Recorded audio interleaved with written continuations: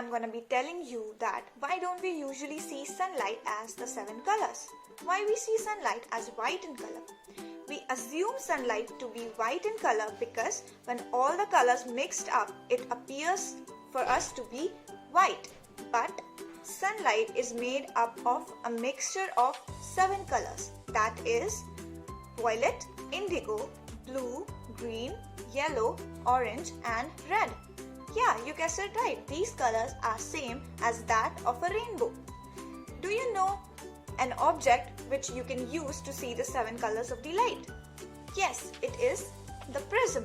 A prism can be used to see the 7 colors of the light because when the light passes through the prism, all the colors can be seen at different angles.